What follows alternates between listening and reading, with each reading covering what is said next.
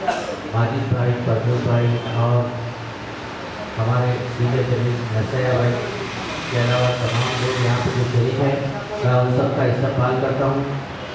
और हम सब की ये जिम्मेदारी है कि हम बाकायदा तौर पर आवाम के मसाइल के लिए काम करें। आज जो इजलास मुनक़िद किया गया है, इसके लिए मैं तमाम हज़रात का इस्तेमाल करते हुए मुझे जो मौका दिया गया है उसके ऊपर मैं शुक्रिया अदा करता हूँ। और जैसा कि हमारे सीनियर जर्नलिस्ट अब्दुल रऊफ़ फारूकी साहब ने बताया कि आज का प्रोग्राम का मकसद हमारे जो नेशनल काउंसिल के जो अरकान मुंतखब हुए हैं,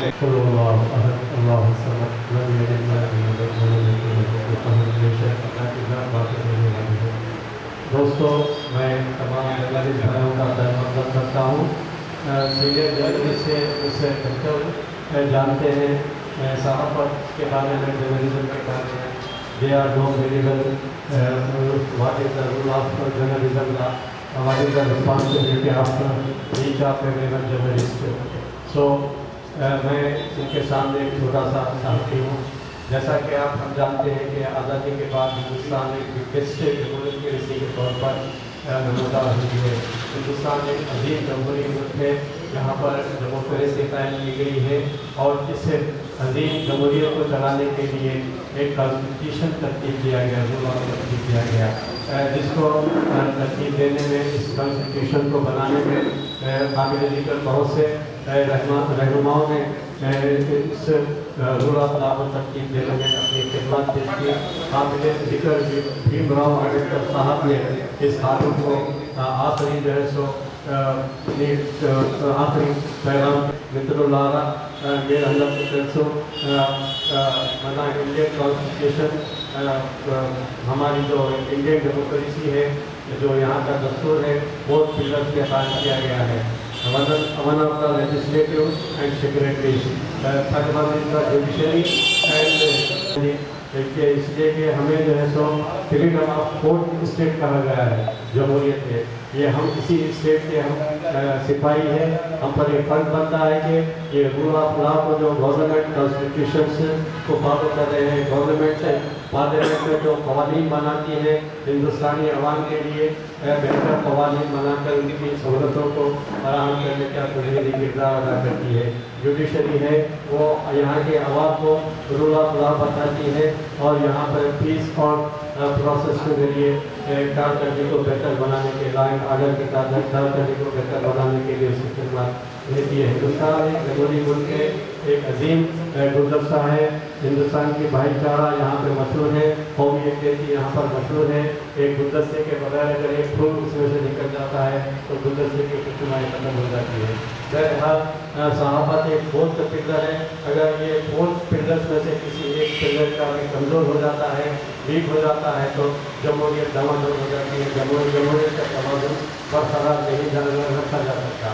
हमारे फ्रेंड्स जानते हैं कि आजकल जो हालात चल रहे हैं मुल्क में, जिस किस्म का माहौल पैदा किया गया है, हमारा कॉर्पोरेटर, हमारी सहाफ़त, हमारे जर्नलिज्म कॉर्पोरेट सेक्टर में तब्दील हो गया है। हम पर यह भारी जिम्मेदारी है कि इस सहाफ़त के नज़रिए को कायम रखने के लिए, आज़ादाना ताल्लुकात बरकरार रखने के लिए, निगरानी करने के लिए हमें जो है जद्दोजहद करने की सख्त ज़रूरत है। आप लोग जैसा कि जानते हैं कि हिंदुस्तान भर में आजकल सहाफ़त का किरदार किस तरफ, किस रुख पर जा रहा है। ये हमारी जिम्मेदारी है कि सहाफ़त के किरदार को और रूल ऑफ डेमोक्रेसी को बचाने के लिए हम आगे आना चाहिए। सहाफ़त, जर्नलिस्ट हुकूमतों को एक मिरर का काम अंजाम देता है। मिरर बताता है कि आवाम में जो अवामी जो मसाइल है, उन मसाइल के ज़रिए हुकूमत को आगाह करता है। हुकूमत पार्लियामेंट में होने दो या राज्यसभा में होने दो या फिर असम्बली में होने दो, जो कवानीन बनाते हैं और कवानीन बनाकर उनको इंतज़ामिया को पेश करते हैं और एडमिनिस्ट्रेशन उस स्कीमात को जो आवाम तक पहुँचाने में एडमिनिस्ट्रेशन किस तरह से किरदार अदा कर रहा है, उसकी निगरानी, उसकी इन 3 पिलर्स की निगरानी करने की जिम्मेदारी फोर्थ ऑफ द पिलर पर है। डेमोक्रेसी की बेहतर बनाने की जिम्मेदारी जर्नलिस्टों पर है। तो मैं जर्नलिस्ट भाइयों से जो यहाँ पर स्टेट काउंसिल के मेंबर्स की शक्ल में जो है सो उन्हें मुंतखब किया गया है। हमारे सीनियर जर्नलिस्ट गंगाधर भाई भी हैं, नेशनल काउंसिल मेंबर भी है। मैं उन तमाम भाइयों से ख्वाहिश करता हूँ कि हम जो निज़ाम जो चल रहा है जर्नलिज्म का, उस निज़ाम को बेहतर बनाने के लिए अपना किरदार अदा करें। रियासत तेलंगाना में सहाफ़ियों के बहुत से मसाइल हैं, उन मसाइल को भी पूरी तरह हल करने के लिए स्टेट काउंसिल में होने दो, नेशनल काउंसिल में होने दो, भरपूर नुमाइंदगी करेंगे। जैसा कि आप जानते हैं कि तेलंगाना तहरीक में यहाँ के जर्नलिस्टों ने नुमाया किरदार अदा किया है, की रोल प्ले किया है तेलंगाना के सिलसिले में। उस वक्त के बानी तेलंगाना अली जनाब KCR साहब ने सहाफ़ी भाइयों से अपना भरपूर इस्तेमाल किया, उन्हें सुनहरे ख्वाब दिखाए और उन्हें ये कहा कि तेलंगाना की आज़ादी में हमारे साथ है, TRS का साथ है। जब तेलंगाना आज़ाद आता है तो हम आपके मसाइल को हल करेंगे। जैसा कि आप जानते हैं कि हमारे मसाइल तो घरे के घरे रहेंगे, सुनहरे ख्वाब तो सुनहरे ख्वाब रहकर बनकर रह गए। और सोने पे सुहागा उन्होंने ये किया कि आज़ाद तेलंगाना होने के बाद उनकी हुकूमत में आने के बाद उन्होंने सहाफ़ियों को पलट कर नहीं देखा। सहाफ़ियों को पलट के देखने की तो दूर की बात है, जो मिनिस्ट्री है, मिनिस्ट्री 9 साल तक उन्होंने ताला डाल के रख दिया था। 9 साल तक वो मिनिस्ट्री का जैसा कमरे का दरवाज़ा नहीं खोल सके। सहाफ़ियों के मसाइल हल करने से वो हासिल रहे। उसके बाद उन्होंने अपने एडमिनिस्ट्रेशन डिपार्टमेंट INPR डिपार्टमेंट के जरिए 239 DO के मुताबिक करवाते हुए सहाफ़ियों के लिए काला कानून लाकर सहाफ़ियों को शदीद तौर पर नुकसान से दो चार कर दिया। 239 DO की वजह से स्मॉल पेपर जो भी है वो काफ़ी तादाद में बंद हो गए, उनका रोजगार खत्म हो चुका। आज एक्रेडिटेशन के मसाइल घरे के घरे हैं, सहाफ़ियों को सही तौर पर एक्रेडिटेशन नहीं दिया जा रहा है। सहाफ़ियों के हाउसिंग स्कीम्स के मसाइल जिनके थ्रू है, तकरीबन हैदराबाद के 500 जर्नलिस्ट सहाफ़ी जो YS राजशेखर रेड्डी के दौर में अराजी खरीदी थी नॉमिनल रेट पे 200 एकड़ ज़मीन के, वो 2 लाख रुपये कीमत अदा कर चुके थे। उनके पास रिसीप्ट भी मौजूद थे। जब अदालत तेलंगाना आया तो KCR साहब ने सहाफ़ी और सहाफ़ियों के हक़ में, जर्नलिस्ट के हक़ में सुप्रीम कोर्ट ने फौरी स्टेट गवर्नमेंट को हुक्म दिया कि वो फौरी तौर पर सहाफ़ियों के आज़ादी के मसले को हल करें और उनकी आज़ादी को हवाले करें। लेकिन KCR ने डिक्टेटरशिप चलाते हुए सहाफ़ियों को बर्फ डाल के नज़र कर दिया और सहाफ़ियों की कोई बात नहीं सुनी। अब नतायज आपके सामने हैं, सहाफ़ियों में किस तरह से किरदार अदा करते हुए अलग तेलंगाना तहरीक में TRS पार्टी को कामयाबी से हमकिनार किया था। वहीं पर इन सहाफ़ियों ने 2023 के इंतखाबात में उन्हें सबक सिखा दिया, आवाम ने भी सबक सिखा दिया कि डिक्टेटरशिप हमारे डेमोक्रेसी में नहीं चलती। बहरहाल यहाँ पे जितने भी सीनियर मेंबर्स हैं, स्टेट काउंसिल मेंबर्स हैं, नेशनल काउंसिल तर्जुमानी नहीं हो रही है, कमर्शियल बेस पे हमारे अखबार चल रहे हैं, TV चैनल चल रहे हैं। सहाफ़ियों का वेज बोर्ड तेलंगाना में फिक्स नहीं किया गया, सहाफ़ियों को पेंशन नहीं दिया जाता जिस तरह से तमिलनाडु में, कर्नाटक में और दीगर रियासतों में, महाराष्ट्र वगैरह में सहाफ़ियों को पेंशन दिया जाता है। सहाफ़ियों को बेस्ट हेल्थ स्कीम से नवाजा जाता है, लेकिन तेलंगाना में सूरत हाल एक अजीब किस्म की है। हम मेरी तमाम यहाँ के जो डाइस पे अंदर डाइस जो सीनियर मेंबर्स हैं उनसे मेरी ख्वाहिश है कि वो इस सिलसिले में अपनी जो है सो रिप्रेजेंटेशन मौजूदा रियासती वज़ीर आला अली जनाब रेवंत साहब को पेश करें और 239 DO को बता वो इस मौके पर कुछ जो है सो अपने ख्यालात का इज़हार करें, कुछ बयान करें। सारे तो चंद वर्ड से हमारे मेहमानों को मुखातिब फरमाएं। Thank you.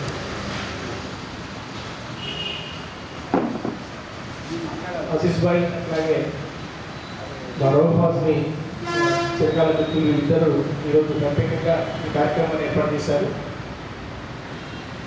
మనందరికీ తెలిసిందే మొన్న జరిగిన మన DWJ-IJU రాష్ట్ర కౌన్సిల్ ఎన్నికల్లో ఇక్కడ వేదికపై వచ్చిన డాక్టర్ గోపీనాథ్ సాయి గారు, జి ప్రమోద్ గౌడ్ గారు, అట్లాగే మాజీ గారు, వీళ్ళందరూ కూడా ఈ ముగ్గురు కూడా సీనియర్ అండ్ సిన్సియర్ జర్నలిస్టులు. మరి ఆ ముగ్గురిని కూడా మనము టీడబ్ల్యూఐటీ జిల్లా పక్షాన స్టేట్ కౌన్సిల్కి మరి ముగ్గురిని కూడా ప్రపోజ్ చేయడం జరిగింది. ఇది ఏకగ్రీవంగా అంటే మనం నిజామాబాద్ జిల్లాకు సంబంధించి యూనియన్ సమావేశంలో అంటే కార్యవర్గ సమావేశంలో దీనిపై కూలంకుషంగా చర్చించి తీర్మానం చేసి ఆ ముగ్గురిని కూడా మనం స్టేట్ కౌన్సిల్ కోసం పంపడం జరిగింది. నిన్న అధికారికంగా ఆ ముగ్గురి పేర్లను ప్రకటించడం జరిగింది. మరి ఈ సందర్భంగా మరి ఉర్దూ జర్నలిస్టు అజీజ్ భాయ్ అట్లాగే రఘుబాస్ని ప్రత్యేకంగా మరి ఈరోజు ఆ ముగ్గురిని కూడా ఆత్మీయంగా సత్కరించేందుకు ఈ కార్యక్రమాన్ని ఏర్పాటు చేసినందుకు రఘుబాయ్కి అట్లాగే అజీజ్ భాయ్కి మిగతా ఉర్దూ జర్నలిస్ట్ మిత్రులందరికీ కూడా ఈ సందర్భంగా నేను ధన్యవాదాలు చెప్తున్నాను. ఎందుకంటే మన యూనియన్ అంటే మీ అందరికీ తెలిసిందే, ఇవాళ రాష్ట్రంలో అత్యధిక సభ్యులున్న యూనియన్ అంటే మన టీడబ్ల్యూఐజేఏ. ఇతర పోటీలు ఎన్ని ఉన్నా కానీ ఇవి మనకు పోటీ కావాలని చెప్పాలి. మరి అటువంటి ఈ పెద్ద యూనియన్లో ఒక ప్రజాస్వామ్యబద్ధంగా అనేకమైన ఎన్నికలు జరుగుతుంటే అందులో భాగంగా ఈరోజు ఈ ముగ్గురు కూడా ఎన్నుకోవడం జరిగింది. ఎదురవుతున్న సమస్యలు అట్లాగే సవాళ్ళ గురించి మన రఘుబాయ్ ఇంతకుముందు చాలా కూలంకుషంగా చర్చించడం జరిగింది. అయితే పదవులు అనేవి వస్తాయి పోతాయి, కానీ జర్నలిస్టులకు సంబంధించిన సమస్యలు మాత్రం అట్లనే ఉన్నాయి. మరి ఆ సమస్యల పరిష్కారం కోసం ఖచ్చితంగా నాయకత్వంలో ఉన్న వారితో పాటుగా మరి క్రియాశీలంగా ఉన్న కార్యకర్తలు ఉన్న మన జర్నలిస్ట్ మిత్రులు కూడా కృషి చేయాల్సిన అవసరం ఉంది. మరి ఆ క్రమంలో భాగంగానే మరి మనకు అనేకమైన సమస్యలు ఉన్నాయి. ఇళ్ల స్థలాలకు సంబంధించిన విషయం కానివ్వండి, ఆరోగ్యపరమైన సమస్యలు కానివ్వండి, తర్వాత మిత్రుడు చెప్పినట్టు ఆపరేషన్కి సంబంధించిన సమస్యలు ఏవైతే ఉన్నాయో వాటిపై నిరంతరమైన పోరాటం ఇవాళ టీడబ్ల్యూఐజేయూ చేస్తుంది. వాస్తవం చెప్పాలంటే టీడబ్ల్యూఐజేయూ ఏదైతే ఉందో ఆ యూనియన్ వల్లనే ఇవాళ రాష్ట్ర వ్యాప్తంగా మన జర్నలిస్టులకు అకామిడేషన్లు కానీ, బస్ పాసులు కానీ, రైల్వే పాసులు కానీ రావడం జరిగింది. మరి అత్యంత ప్రజాదరణ కలిగిన అట్లాగే ఉద్యమ చరిత్ర కలిగిన యూనియన్ ఏదైనా ఉందంటే కేవలం మన టీడబ్ల్యూఐజేనే. మరి ఆ జెండా కింద, ఆ గొడుగు కింద మనం పనిచేస్తూ ఈరోజు సక్సెస్ఫుల్గా మన యూనియన్ని రన్ చేస్తున్నాం. ఆ క్రమంలో భాగంగానే ఇవాళ ఈ ముగ్గురు కూడా ఎన్నుకోవడం జరిగింది.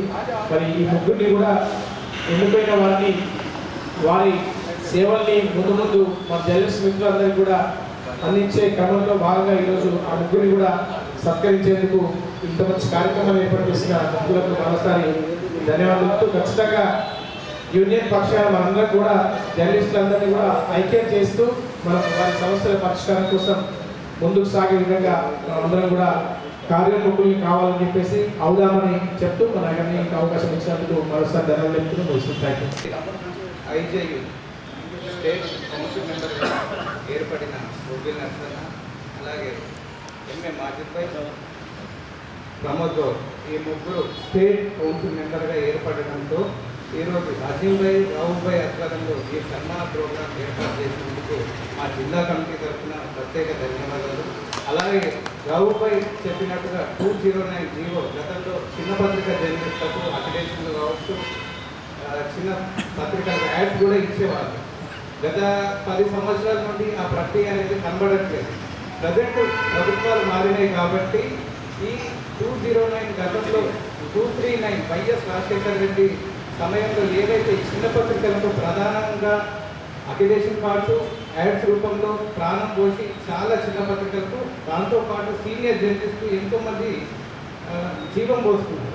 ఆ ప్రక్రియ 10 సంవత్సరాల నుండి కనబడట్లేదు. అది ప్రభుత్వం ప్రజెంట్ కాంగ్రెస్ ప్రభుత్వం ఏర్పడింది కాబట్టి గతంలో జరిగిన ఇంప్లిమెంటేషన్స్ అన్నీ కూడా 239 జీవోని మళ్ళీ పరిశీలించి ఈ ప్రభుత్వం ముందుకు తీసుకెళ్ళాలని మీకు ఏదైతే రిప్రజెంటేషన్ చేశారో ఇది టీడబ్ల్యూఐజేయూ మా జిల్లా కమిటీ నుండి కూడా స్టేట్ కమిటీకి ఈ దృష్టిని తీసుకెళ్ళి ఈ అందరి జర్నలిస్టుల సమస్యలకు పోరాటం చేయాలని మన యూనియన్ ప్రధాన లక్ష్యం కాబట్టి ఈ అవకాశం ఇచ్చినందుకు ధన్యవాదాలు.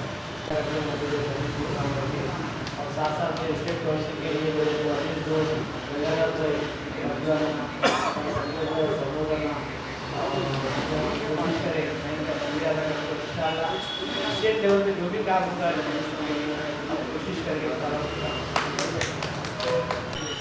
मेरे जो भाई रिपोर्टर्स हैं उनको मैं आदाब के साथ आदाब करता हूँ। तो आदाब के साथ नमस्ते करते हुए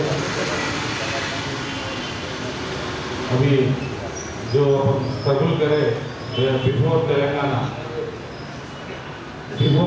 अपन जितना स्ट्रगल करें, हमारा पानी, हमारा ज़मीन, हमारा नौकरियाँ बोले जितना स्ट्रगल करके, जितना कायद से भूखे पेट से हड़ताल करके रास्ता रोको करके तो बहुत एजिटेशन करके स्ट्रगल करके जो तेलंगाना हासिल किए, हम सोचे अब अपना जर्नलिस्टों का किस्मत बदल जाता। जर्नलिस्टों का कोई भी काम ऑर्गेनाइजेशन हो या प्लेटफॉर्म का हो या हेल्थ वेलनेस सेंटर का हो, सब फैसिलिटीज अच्छा मिल जाते बोल के अपन बहुत कोशिश करे थे। मगर जो गवर्नमेंट आया था, गवर्नमेंट डिक्टेटरशिप में गवर्नमेंट आके तो पूरा अपना जो कायस था वो पूरा वैसी कायस रह गए।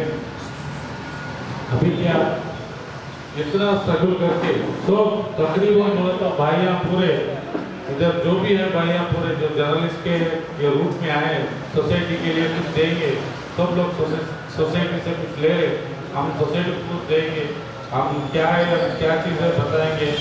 जो बेईमानी जो अनकॉन्स्टिट्यूशनली काम हो रहा है, जो पॉलिटिकल ब्यूरोक्रेट जो तो कब्जे कर रहे जो क्या फ्रॉड कर रहे, वो इश्यूज कर रहे, स्कैंडल्स कर रहे, वो पूरा भाग ला के वो करीबी करके जितना हासिल से भूखे पेट से काम करते हुए अपना जर्नलिस्ट लोग आ रहे, वो लोग को पूरा उनका वो तकलीफ देखे तो जितना बोले भी तो वो कमी है। मेन चीज़ क्या है, ये दरिंदरी जो बिफोर गवर्नमेंट आया था, अपना पूरा पहला अपना फर्स्ट ऑफ ऑल क्या अपना एक्रेडिटेशन को वाट लगा दिया।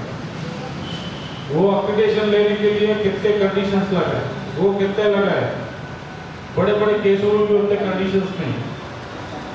माना कि अभी अपने को लैंड दिए, कहाँ पे गुंडारम पे लैंड दिए, आके मैडम करे, वो उनका मकसद क्या था, प्रेस क्लब को हटाने का था, हटाने का प्रेस क्लब को हटाने का मेन मकसद है, उनका मेन एम वो है। वो हटाने के लिए अपने को लेकर के गुंडारम में तुम्हारा सबको एक ही जगह प्लेस देते करके वहाँ ये पहाड़ी हटाना है बोल के वहाँ स्टार्ट करें, डिगिंग स्टार्ट करें। वो 8 फीट लेवल से डिगिंग करे तो पूरा प्लेन हो जाता, प्लिंथ एरिया बन जाता। मगर 25 फीट तक डिगिंग कर दिए, कोई खड्डा में गिर गए तो कोई उठाने को भी नहीं जा सकता, वैसा कर दिए। अभी अपन जाके वहाँ घर बनाएंगे तो कितने लोग इन्हें जितना लोड होता है उससे डबल डाल के हाइट करके वहाँ आके घर बनना पड़ता है। उससे अच्छा है आपने तो दुबई में अलबुर्ज में वहाँ पे भी मिल जाता है। दुबई का जो टावर है ना, हाँ खलीफा, बुर्ज खलीफा में वो पैसे में वो अपने को वहाँ मिल जाता है। ये पूरा बेवकूफ काम है, अपने को खाली अकेली में बता दिए, पूरे अकेली में बता के, हाँ जन्नत अकेली में जन्नत बता के ये पूरा अपने को फ्रॉड कर। मेन चीज़ क्या है, अभी इतना स्ट्रगल करके अभी एक ही अपना स्टेट यूनियन जो ये पूरा एजिटेशन कर रहे, सब कर रहे। मेन आपके पास सबूत है, सबूत के साथ है हेल्थ इशू में तो कैसा खड़े हो गए, खाली आदमी है उसके अंदर क्या बोलते हैं आत्मा है, बस वही है। कितना स्ट्रगल हुआ, हर एक आदमी के पास गया, हर एक हॉस्पिटल में गया, उनको सही ट्रीटमेंट नहीं मिला। ऐसे ही नो एजाज भाई थे, गुर्दे का प्रॉब्लम आ गया, और अपना नो क्या भाई तो उनका भी प्रॉब्लम है, हेल्थ प्रॉब्लम सबको है। अभी ये कोरोना जब से हम भी हेल्थ प्रॉब्लम है, कोरोना वाला को पैसे देने उसने भी 20,000 देने का कट करके 10,000 देना शुरू कर दिया। अभी जो भी अभी आपने को ये काम मौका मिला, अभी ये जनता ने जो डिसीजन लिया, मेरे ख्याल से जहाँ तक मेरी जानकारी है वो अच्छा डिसीजन लेके सरकार को हटाया। अभी जो लीडर्स है अपन इजी जाके मिले सरकार लीडर से, अपन सीधा फ्रेंड सर्कल में गए सरकार जाके आदाब करके मिल सकते हैं। रेवंत रेड्डी साहब से हो, सीएम साहब से हो, या हेल्थ मिनिस्टर हो, या इंफॉर्मेशन ब्रॉडकास्टिंग मिनिस्टर हो, तो ईजी मिल सकते हैं। उतना अपने को अच्छा नजदीक टाइम मिला। ये मौके में अगर अपना हमको जो अभी हमारा स्टेट कमेटी मेंबर देके जो डिस्ट्रिक्ट कमेटी ने हमारे ये प्लेस हमारे को हासिल किया, तो आदाबर के साथ उनको शुक्रिया अदा करता हूँ। और आप जो हमारे को अभी तक सपोर्ट करके हमारे को यहाँ तक लाए, जो आपको भी हम करते। अभी से शुक्रिया अदा करता अभी से कोई भी जनरल इशू या हेल्थ का हो तो या पॉलिटिकल इशू हो तो या लैंड इशू हो तो या जमीन का इशू हो तो कुछ भी मेन क्या है पॉलिटिकल का मेन क्या है प्रोफेशनल मेन क्या है अक्रेडिटेशन या वेलनेस सेंटर का हेल्थ कार्ड हो तो हम खाली एक फोन कर दीजिए मैं खुद मेरे गाड़ी में हैदराबाद लेके जाता हूँ वहाँ अपना हेल्थ कंपनी से वहाँ मिलाता हूँ जिनको क्या क्या है क्या क्या होना क्या क्या ट्रीटमेंट होना हम वहाँ बिठाते वहाँ सब आदमी को अरेंज करके उनको यहाँ से रिक्शे में जाके वहाँ ट्रीटमेंट होके घर को आए तक पूरा रिक्शा किराए के साथ दिलाते ये मेरा वादा है मैं इंशाल्लाह ऊपर वाले का मेहरबानी हो तो मैं ये सब हासिल करूँगा आपका सबका हिम्मत से ये ताकत मुझे दीजिए आप और मेन थिंग क्या है बोले तो आप किसमें कर रहे हैं आप किसमें कर रहे हैं आप किसमें कर रहे हैं आप किसमें कर रहे हैं अब राहुल गांधी साहब बोले सरकार ये पूरे अखबार ये पूरे क्या है प्रोडक्शन सेक्टर से सब्सक्राइबर आपको आए तक एक अखबार का एक अखबार का रेट 28 रुपीज पड़ गया 28 से 38 को हो गया वो 5 रुपये में भेजना पड़ता इसलिए वो क्या कर रहे हैं अखबार मैनेजमेंट भी कारपोरेट लेवल में चले गए तो अभी अपन क्या करें कारपोरेट में चले गए तो टाई भी लगा के नो हैश एप्लेजर स्टेपलेजर को सबको बुला के उनको बिठा दे रहे जो प्रोडक्शन जो आ रहा यूनिवर्सिटी से पीसीजे एमसीजे प्रोडक्शन आ रहा नया नया लड़के रहते सोशल कॉन्सेप्ट में थोड़ा पूर रहता है और क्लेवर रहता है वो क्लेवर रिपोर्टिंग करता पूर रहता पीना लॉज में रहना रूम में रहना और ब्यूरोक्रेट से पॉलिटिशियन से मिलके रहना उनके काम रहना उनकी फोटो लगाना आज हेडिंग कैसा आता था कविता मैडम आज निजामाबाद आ रहे सीन अन्ना आज निजामाबाद आ रहे एमएलए बिजला गणेश गुप्ता आज निजाम उन्हें लंदन में पैदा हुआ तो यहीं से यहाँ पहुँचा था आपने ये आदमी तड़प के मर रहा कुत्ता काटे तो रैबिस इंजेक्शन नहीं मिल रहा कैंसर हॉस्पिटल में दवा नहीं मिल रहा हाँ पानी नहीं मिल रहा ये कोई नहीं लिख रहा दूध से ज्यादा दारू मिल रहा तो ऐसा जो है मेरा मतलब क्या है अभी ये अच्छा स्पीड से काम करने के लिए पहले एक्रेडिटेशन का और हेल्थ का और ये फ्लैट्स का ये काम करने के लिए हम 24 आवर्स लगे रहते जुड़े हुए रहते आपसे सबसे किसी को कुछ भी प्रॉब्लम है हमारा उनसे भी आप डिस्ट्रिक्ट कमिश्नर हो डायरेक्टर हो या अपना ये भाई लोग सब लोग हैं आतिश भाई या यासीन भाई के और बड़े भाई के और हमारा हैदराबाद और हमारे भाई भी इनों में जूनियर अमिताभ बच्चन साहब है आप इमीडिएटली कॉल करके कर सकते हैं ये मौका दिया मैं सबके आदरण के साथ मैं आई thank you and I thank you for your valuable time sharing with us and once again I want to thank you. సమావేశానికి సభాధ్యక్షత వహిస్తున్న నా మిత్రుడు మా గడ్డివాసి రావు పాటిల్ గారికి మరియు మా గడ్డివాసి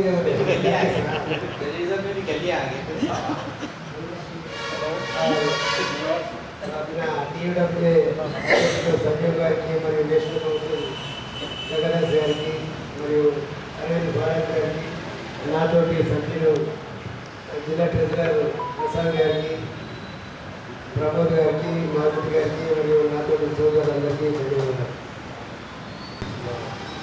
మొత్తం హిందుస్థాన్ గురించి మన రావు గాంధీ చెప్పాడు पहले अपन क्या करें तेलंगाना आए तो बहुत कुछ कर सकते हैं अपन अच्छा बनते बोल के तेलंगाना वाले बहुत कुछ करें लेकिन परसों आया प्रजावादी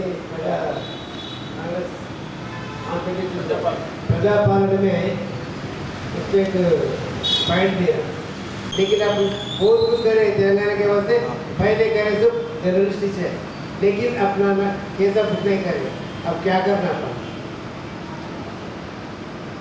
क्या करना वो नहीं सोच रहा था कार्य ऐसा सम्मान कर रहे छोड़ दे रहे हमारे वही पूछना सीधा अपन जाके निजामाबाद में 800 जर्नलिस्ट है अपना यूनियन में वो 800 मेंबर पीएम को जाके एक मेमोरेंडम देंगे पहले हमारे को ऐसा करे फेसबुक नहीं करना बोल के हम अपन एमएलए से बात करें मिनिस्टर से बात करें लेकिन केस नहीं बुक करे अपने क्या मालूम कैसे दुकान नहीं करे तो अपन पूरा फिर सकते हो गए, लेकिन ये प्रजापालन वो है ऑप्शन दे दिया ऑप्शन दे दिया, वो ऑप्शन को अपने को कंपलसरी एलिजिबल था प्लाट मिलता कुछ, उसके बारे में क्या क्या मिलता पूरा मिलना बोल के अपन सोचना। और आजकल क्या हो रहा, पहले महीना एक अलग प्रेशर बना है,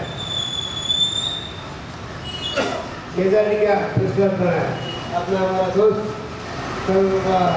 वो तेरसा जर्नलिस्ट पूरा बोल के हर एक बना है, ऐसा बना है से पूरा मिलके बना, हिंदू मुस्लिम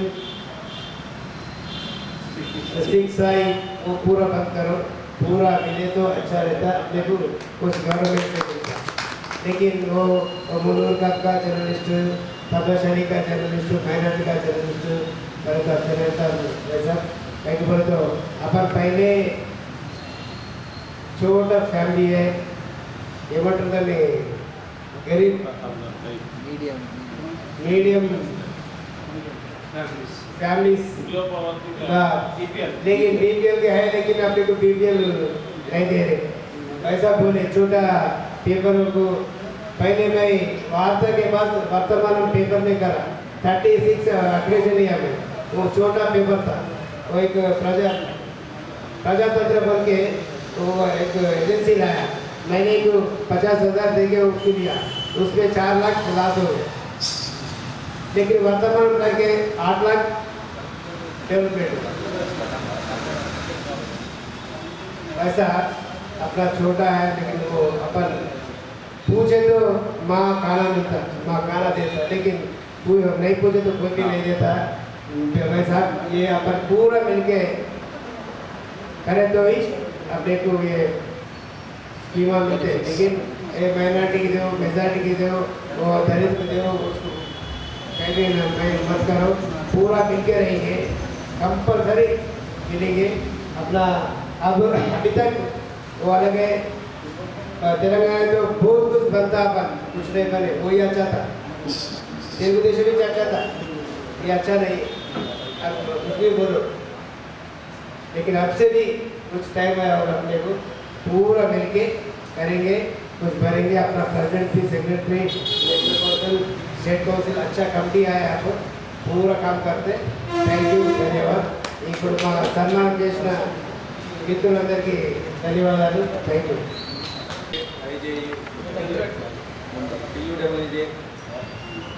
ఐజేయు తరఫున స్టేట్ కౌన్సిల్ ఎన్నికైన ముఖ్య నర్సయ్యకి, ఎమ్మెల్యే గౌడ్కి, ఎంఏ మాజీకి మొదటిగా శుభాకాంక్షలు. అదేవిధంగా వారి యొక్క విజయంలో కీలక పాత్ర పోషించడంలో యూనియన్ తరఫున ఉన్న అనేక మంది, అంటే గోవిందరాజు, అటు నేషనల్ కౌన్సిల్ మెంబర్ గంగాదాసు, కోశాధికారి శ్రీగాడి ప్రసాద్, అహ్మద్ అలీ ఖాను, ఇంకా చెప్పుకుంటే చాలామంది ఉన్నారు. వీళ్ళందరూ కూడా వారిని స్టేట్ కౌన్సిల్కి ఏకగ్రీవంగా పంపించడంలో వారందరూ కూడా ముందుకు వచ్చేసి వారికి సపోర్ట్ చేసేందుకు కూడా ప్రతి ఒక్కరు కూడా ధన్యవాదాలు. అదేవిధంగా జిల్లా యూనియన్ తరఫున కూడా వారికి ప్రత్యేకమైన అభినందనలు తెలుపుతున్నాను. ఈ కార్యక్రమాన్ని ఏర్పాటు చేసిన ఉర్దూ జర్నలిస్టులు కూడా అభినందనలు తెలుపుతున్నాను. అయితే తర్వాత పత్రికా రంగము రోజు రోజుకి కుంటుపడుతూ వస్తుంది. గతంలో పత్రికా రంగములో ఏదైనా వార్త వచ్చినా కూడా అధికారుల నుండి ఆ వార్త ఎందుకు వచ్చింది అనేది అప్పటికప్పుడు చర్చించి దాని మీద వివరణ తీసుకున్నారు. కానీ తెలంగాణ రాష్ట్రం ఏర్పడిన తర్వాత ఏ వార్త వచ్చినా కూడా పక్కన పట్టే పరిస్థితి, అదేవిధంగా జర్నలిస్టులు కూడా విలువ లేకుండా పోయింది. గతంలో నేను స్టార్టింగ్లో జర్నలిస్టులోకి వచ్చినప్పుడు సిటీ కేబుల్ మేము ఒక వార్త తీసుకున్న తర్వాత చిన్న పత్రిక కబర్ పేపర్ సాయంగా కూడా మేము మిస్ అయిన వార్త ఏదైనా వస్తుందేమని ఆ పేపర్ వచ్చేదాకా ఇచ్చేసాం. ఈరోజు చిన్న పత్రికలే లేకుండా పోయింది. అప్పుడు ఇండోర్ వాణి కావచ్చు, వేడి గాలి, ఎక్కువగా కబర్ పేపర్ కోసం చూసేవాళ్ళం. ఈరోజు అయితే అసలు అటువంటి పత్రికలు కూడా ప్రింట్ చేయడానికి కూడా చాలామంది భయపడుతున్నారు. దానికి ప్రధాన కారణం ఆర్థిక ఇబ్బందులు. ఇప్పుడు ఉన్న ప్రభుత్వం కూడా చిన్న పత్రికలు ఇటువంటి వ్యాస్ కానీ అటువంటి ఇవ్వకపోవడం వల్ల పత్రికలు నడిపే పరిస్థితి కూడా లేదు. అయితే ఇప్పుడున్న పరిస్థితుల్లో రోజు రోజుకి పత్రికా రంగం కూడా విప్లవాత్మకమైన మార్పులు చెందుతుంది. మరొక విషయం ఏంటంటే ప్రధానంగా మన యొక్క స్టేట్ కౌన్సిల్ మనకి చిన్నవసరం వచ్చింది ఏంటంటే వాళ్ళతో పాటు మేము కూడా ఉంటాం. కానీ గతంలో తెలంగాణ రాష్ట్రం కన్నా ముందర గ్రామీణ ప్రాంత జర్నలిస్టులకు అని చెప్పేసి కొన్ని క్లాసులు ఏర్పాటు చేసేవాళ్ళు. తెలంగాణ రాష్ట్రంలో కొన్ని క్లాసులు ఏర్పాటు చేసేది కేవలం ఒక వర్గానికి మాత్రమే ఏర్పాటు జరిగినట్టుగా మనందరికీ తెలుసు. కాకపోతే ఈసారి అందరికీ కూడా అన్ని యూనియన్లకు అతీతంగా గ్రామీణ ప్రాంత విలేకరులకి మెలకువలు నేర్పించడానికి క్లాసులు కూడా ఏర్పాటు చేసే విధంగా యూనియన్ మీద ఒత్తిడి తీసుకొచ్చి, అదేవిధంగా ప్రభుత్వం మీద ఒత్తిడి తీసుకొచ్చి అటువంటి ఏర్పాటు చేస్తే ఇంకా విలేకరులు కొన్ని సృజనాత్మకమైన వాటిని కూడా బయటకు తీసుకొచ్చే అవకాశం ఉన్నాయి. అదేవిధంగా ఇప్పుడు ఏదైతే అభిప్రాయం చెప్పారో, గతంలో చిన్న పత్రికలకి అగ్రేషన్ కార్డులు వెసులుబాటు ఇక్కడే ఉండేది. ఇక్కడ మన డిపిఆర్ వాళ్ళు ఏ పేపర్ వస్తుంది వాటన్నిటిని తీసుకొని ప్రభుత్వానికి పంపించేసి అగ్రేషన్ కార్డులు లిస్టు ఏర్పాటు చేసేవారు. కానీ ఇప్పుడు అటువంటి లేదు కాబట్టి మళ్ళా కాంగ్రెస్ ప్రభుత్వంలో ఉన్న జీవోను మళ్ళీ పునరుద్ధరించాలని చెప్పేసి, అదేవిధంగా స్టేట్ యూనియన్ కూడా దాని మీద మా యూనియన్ తరఫున కూడా అదే జిల్లా తరఫున కూడా ఒకటి మెమోరాండం కూడా అందిస్తామని చెప్తున్నాం. ఆ విధంగా కృషి చేయడానికి కూడా ఒత్తిడి కూడా తీసుకొస్తాము. అదేవిధంగా ఇప్పటికీ రోజు రోజుకి మారిన కారణంగా ప్రతి ఒక్క జర్నలిస్టు కూడా తమ యొక్క అలవాట్లను కూడా మార్చుకొని దానికి తగిన విధంగా ముందుకు వెళ్ళాలి. అదేవిధంగా పత్రికా రంగంలో ఏ రంగంలో అయినా సరే మనము చెప్పేదే ప్రజలు వింటారు. అంటే ప్రజలకి మనం సమాచారం అందిస్తాం. దాన్ని నిక్కచ్చిగా ముక్కుసూటిగా తెలపాల్సిన అవసరం ఉంది. అది ఎప్పుడైనా సరే కొన్ని సందర్భాల్లో దాడులు కూడా జరుగుతున్నాయి, కానీ వాటికి కూడా జరగకుండా ముందుకు పోవాలి. అటువంటి సందర్భాల్లో కూడా దాడులు జరిగిన సందర్భాల్లో కూడా మన యూనియన్ ఎప్పుడూ కూడా విలేకరులకి అండగా ఉండి వారి తరఫున పోరాటం చేస్తూనే ఉంటుంది.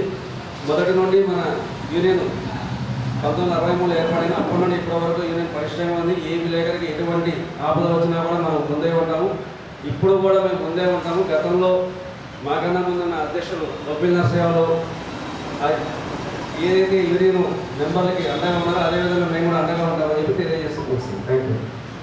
ప్రసాద్లో మెయిన్ ఆపరేషన్ చేయించిన 20 ఆపరేషన్ ఫెయిల్ అవుతుంది. సరిగా ట్రీట్మెంట్ చేస్తలేరు. విజన్ కానీ ఏదైనా మా బిగ్గెస్ట్ కార్పొరేట్ హాస్పిటల్స్ ఉన్నాయి, జర్నలిస్టులకు సరిగ్గా ట్రీట్మెంట్ ఇస్తలేరు.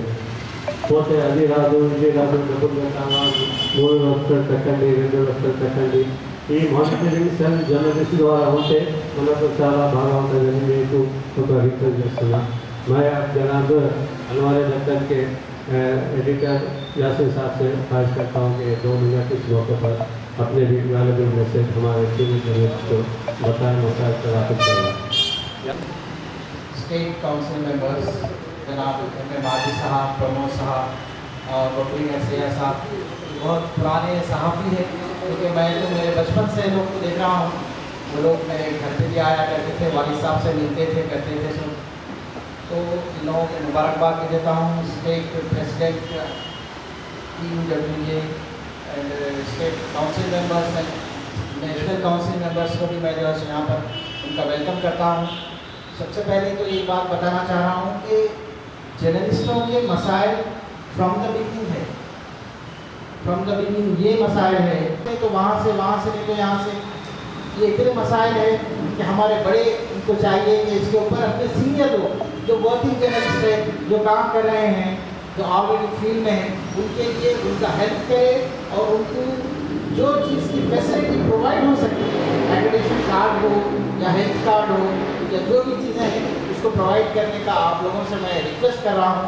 और स्टेट गवर्नमेंट से भी, जैसा कि तेलंगाना गवर्नमेंट अपना 2 टर्म गुजारी, बिफोर गवर्नमेंट बनने से पहले मैं भी हिल स्टेशन में रहा, कई प्रोग्राम्स अटेंड करा। मैं 2008 में यहाँ पर आ गया सऊदी अरब से, तो जब से यही हूँ, क्योंकि 8 भी देखा, 9 भी देखा, उसके बाद का इलेक्शन भी देखा और तेलंगाना हिल स्टेशन भी देखा मैं उस टाइम पे, जब केसीआर साहब के वादे और मैडम के भी वादे, कई वादे थे कि हम जर्नलिस्टों के लिए ऐसा करेंगे, वैसा करेंगे, वो करेंगे, ये करेंगे, सारी चीज़ें।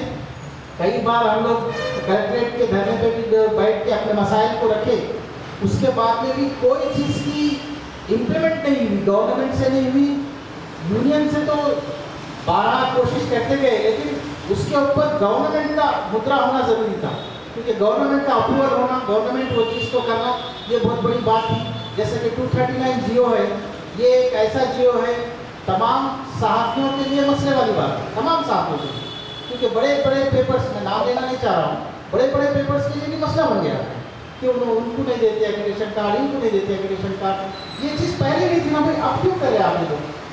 ये गवर्नमेंट जब जो तेलंगाना के अवाम आपको लाके कुर्सी पे बिठाई, आपको जो है सो रूल करने के लिए जो है सो मौका दिए 5 साल, उसके बाद और 5 साल का, जब तक कि आप कुछ नहीं करें जर्नलिस्टों को। मैं तो ये चीज़ इससे पहले भी बोला, और जैसा कि मैं TUWJU का यहाँ का प्रेसिडेंट भी हूँ, जो 239 जियो के लिए हैदराबाद हाई कोर्ट में पिटिशन डाले हुए भी है, उसके ऊपर भी कार्रवाई चल रही है।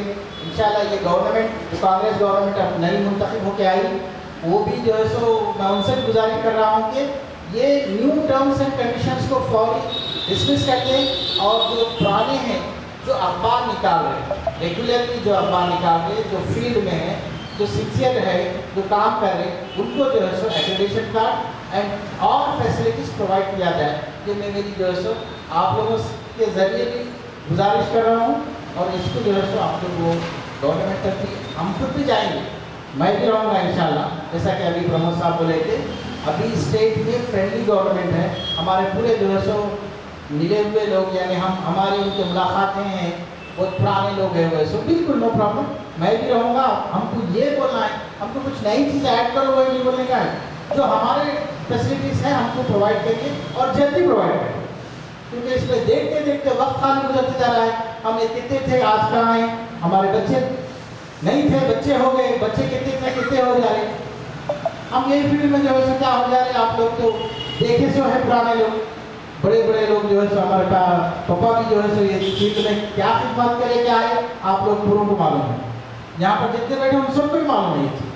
तो मैं आप तमाम से भी ये गुजारिश कर रहा हूँ कि हम गवर्नमेंट से ये डिमांड करेंगे कि व्हाटएवर हमारे लिए फैसिलिटीज़ है, आप जल्द से जल्द इम्प्लीमेंट करें, और जो है सो हम आपको प्रोवाइड कर दें, ताकि और 4 महीने 6 महीने, ये साल वो साल न कोई यहाँ जगह दे रहे बात, वहाँ जगह देने की बात नहीं है। सब जर्नलिस्टों को जो वर्किंग में काम कर रहे हैं, उनको जो है सो ये चीज़ें प्रोवाइड करना है, मेरा ये रिक्वेस्ट है।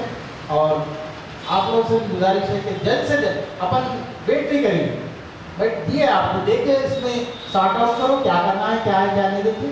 और एक चीज़ ये बोल रहा हूँ कि मैं स्टेट का स्टेट रहने तो नो प्रॉब्लम, डिस्ट्रिक्ट DPRO को भी अथॉरिटी दे दीजिए कि जिस जिसके पेपर्स आ रहे उसको उन्हें जो है सो एक्रेडिटेशन कार्ड के लिए अप्रूव कर, वो स्टेट से आ रहा, INPR हैदराबाद से अप्रूवल हो के आ रहा, आपका लिस्ट है तो आता, नहीं तो नहीं आता, ये चीज़ रखो। जो पेपर निकाल रहे, पेपर है जिसका, उनको जो है सो एक्रेडिटेशन कार्ड दे दो, दैट इज इनफ। क्योंकि मेरे को खुद भी 2009 से एक्रेडिटेशन कार्ड है, मेरा अखबार अखबार लेकर मैं 2011 में निकाला, 2012 में मेरे को एक्रेडिटेशन कार्ड मेरे अखबार से, 2011 से लेकर 2016 तक अनवारे लेकर अखबार से मेरे को कार्ड है।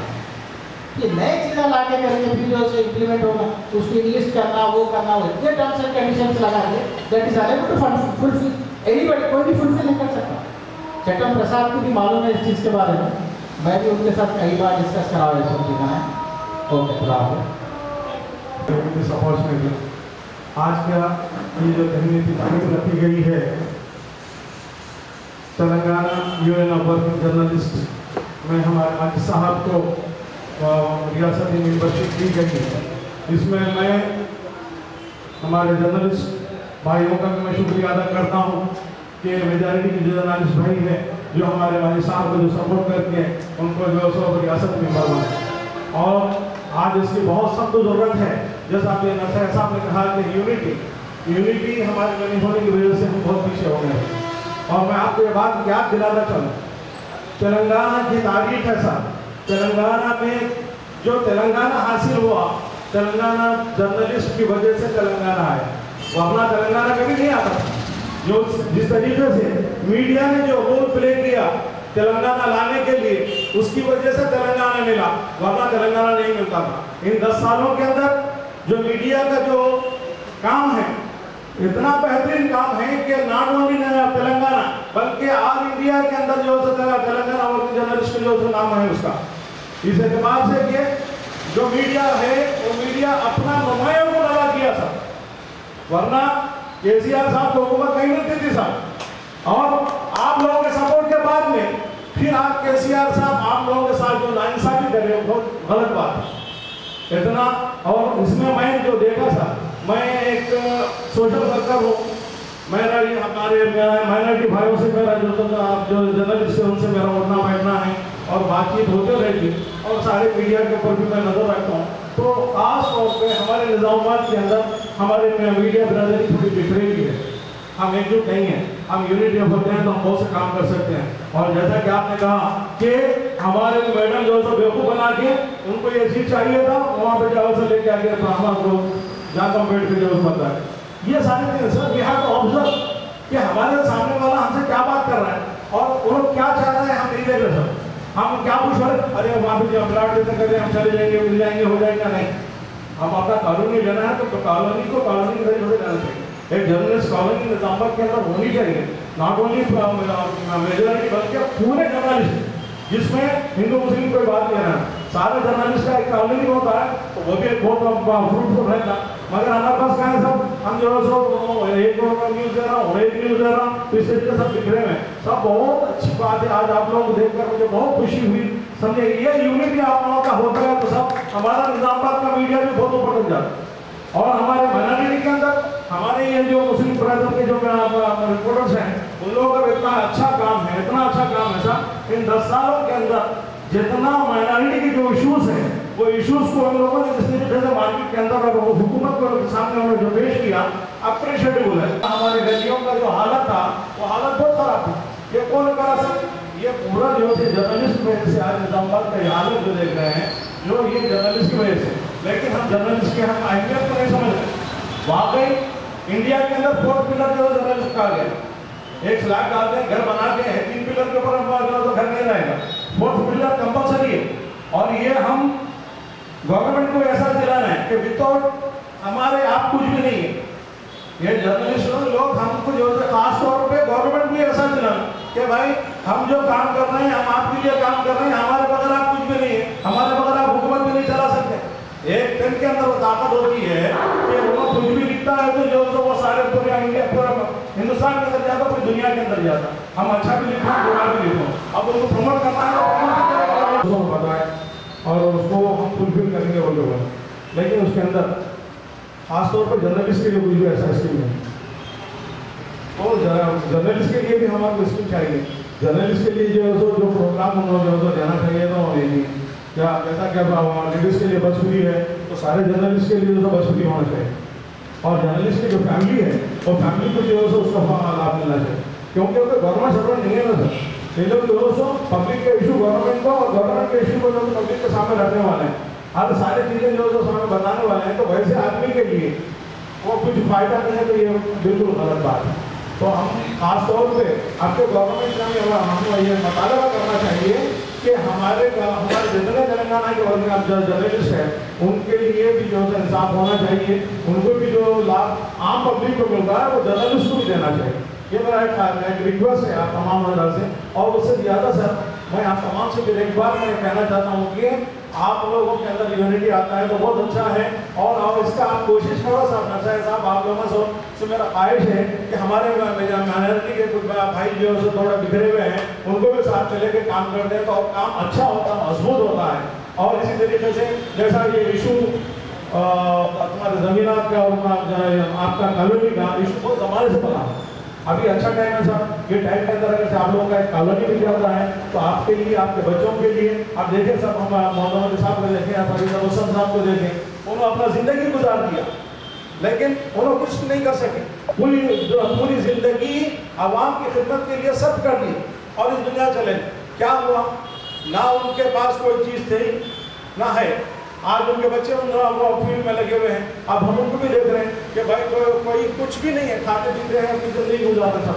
तो इस तरीके से हम जब कर रहे हैं तो हम जब कष्ट हम जो मेहनत कर रहे हैं, हम जब कष्ट उठा रहे हैं तो इसका लाभ हमारे बच्चों को मिलना चाहिए।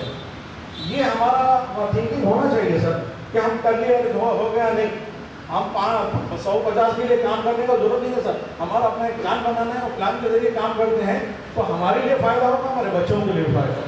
और मैं इससे ज़्यादा कुछ कहना नहीं चाहता हूँ। Thank you very much, thank you for giving this opportunity, thank you all, thank you. అలాగే వేదిక మీద యూనియన్ సీనియర్ నాయకులందరికీ నమస్కారం.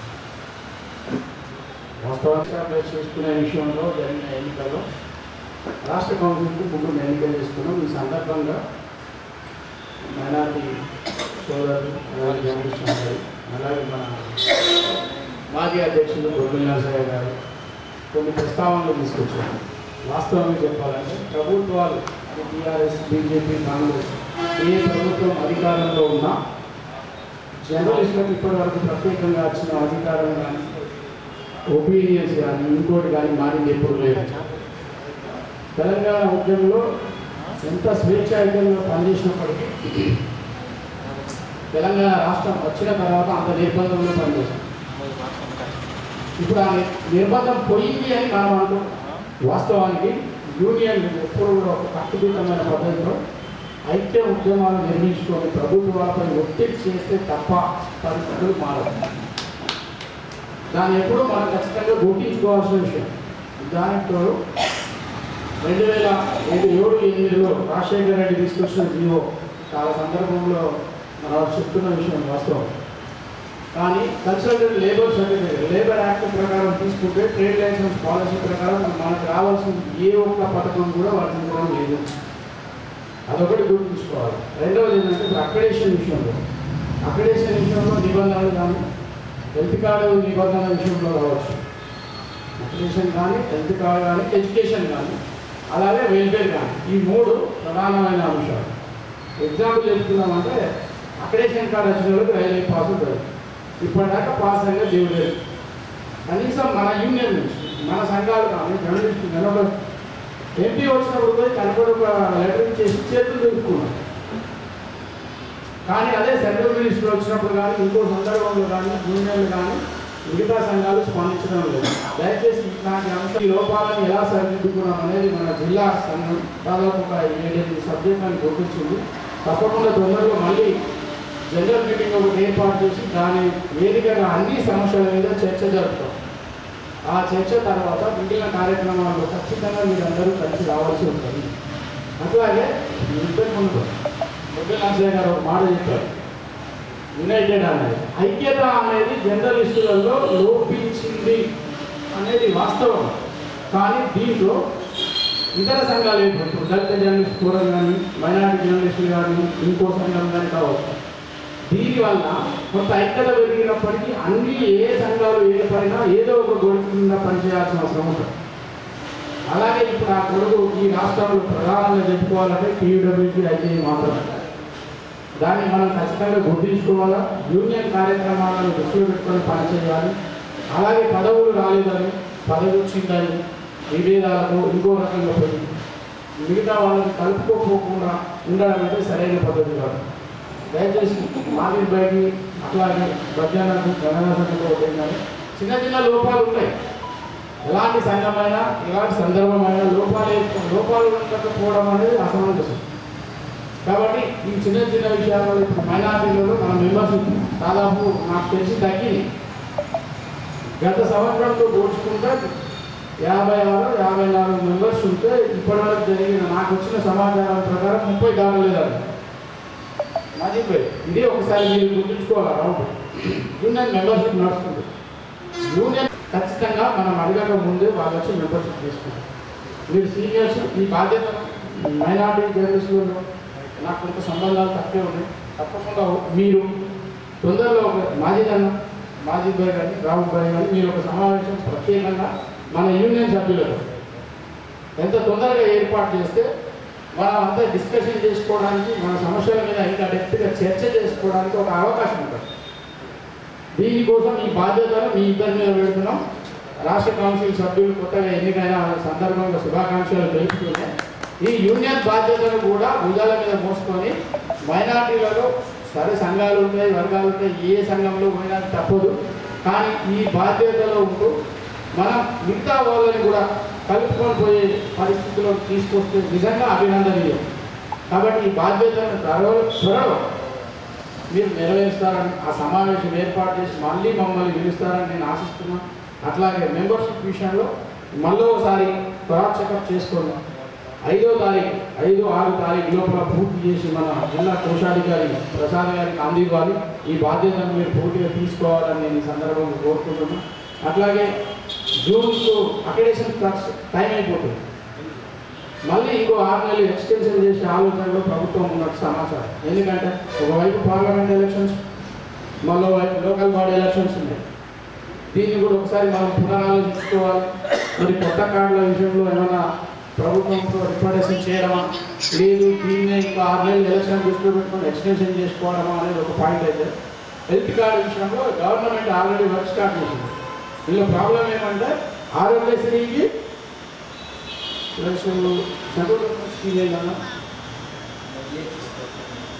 జర్నలిస్ట్ దానికి లింక్ పెట్టి చేసే ఆలోచనతో ఉంది. అట్లా కాకుండా ప్రత్యేకంగా స్పెషల్ ప్యాకేజ్ కింద 0% కింద హాస్పిటల్లో జాయిన్ అయ్యేటట్టు. అంటే మన జిల్లా నుంచే, ఎందుకు అంటే నేను ఈ డిమాండ్ మన జిల్లా నుంచే అది మొదలు పెట్టాలి.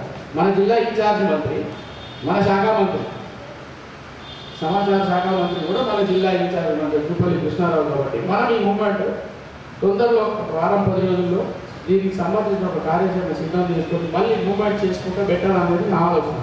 ఎందుకంటే రేవంత్ రెడ్డి గవర్నమెంట్ అన్ని మంత్రిత్వ శాఖలు అందరు మంత్రులు పనిచేస్తున్నారు. మనం ఈ విషయాన్ని ప్రెజర్ చేయగలిగితే ఈ కొత్త పాలసీ ఏదైతే వస్తుందో, ప్రభుత్వ ఎంప్లాయీస్ స్కీమ్, హెల్త్ స్కీమ్ ఏదైతే ఉందో వాళ్ళతో పాటు మనకి ఇస్తున్నప్పటికీ కండిషన్స్ అనేది డిఫరెన్స్ వేరియేషన్లో ఉంది.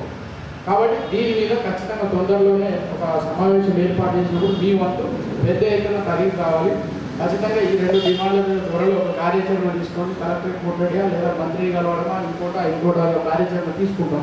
ఎందుకంటే ఈ టైంలో చేస్తేనే మనం పాలసీలో ఇన్వాల్వ్మెంట్ అవుతాం. ఇప్పుడు పాలసీలో ఇన్వాల్వ్మెంట్ కాకుండా అంతా జరిగిపోయినాక ధర్నాలు రస్తారోకలు చేసిన ప్రయోజనం ఉండదు. దయచేసి ఈ విషయాల్లో, ఈ అంశాలలో మీరు పునరాలోచించి తొందరలోనే మీరు సమావేశం ఏర్పాటు చేస్తే దాంట్లో ఒక డిస్కషన్ చేసి అవసరమైతే ఒక కమిటీ ఇక్కడ నుంచి అక్కడ నుంచి అన్ని సెటప్ చేసి యూనియన్ మెంబర్షిప్తో పాటు అన్నీ క్లియర్ చేసుకోగలిగితే మంచి ఆలోచనతో మంచి ముందుకెళ్తాం. మన అదృష్టం ఏంటంటే 3 సీనియర్లు మనకు రాష్ట్ర కౌన్సిల్ సభ్యులుగా వచ్చారు. కాబట్టి వాళ్ళు మేము రాష్ట్రంలోనే కదా, జిల్లాతో మాకేం సంబంధం, మా భుజాలతో సంబంధం లేదు కదంటే అది అట్లా కాకుండా కొంచెం భుజాలను చేసుకొని పనిచేయాలనేది నా విజ్ఞప్తి. 3 కూడా సీనియర్సే, బొజ్జన్న కానీ, ప్రమోదన్న కానీ, మాజీపీ కానీ. రాష్ట్రంలో ఉంటే రాష్ట్ర మంత్రిత్వ శాఖలో క్యాబినెట్లో ఉన్న మాకేం సంబంధం లేదు, మేము సంతోషపడతాం. కానీ జిల్లాలో బాధ్యతలు తీసుకొని కూడా అందుకు తగినట్లుగా పూర్తి చేసి సహకరించాలని కోరుకుంటున్నాం. మెంబర్షిప్ పూర్తి కాగానే జిల్లా జనరల్ కౌన్సిల్ కోసం ఏర్పాటు చేస్తున్నాం. అప్పటి వరకు అన్ని రకాలుగా మీ సహాయ సహకారం ఉండాలని కోరుకుంటూ సెలవు తీసుకుంటున్నాం.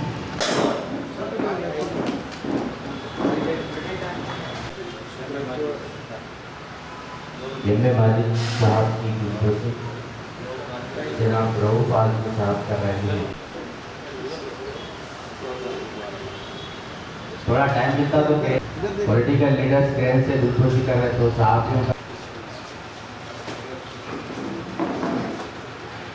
सबका साथ सबका विकास, सबको लेके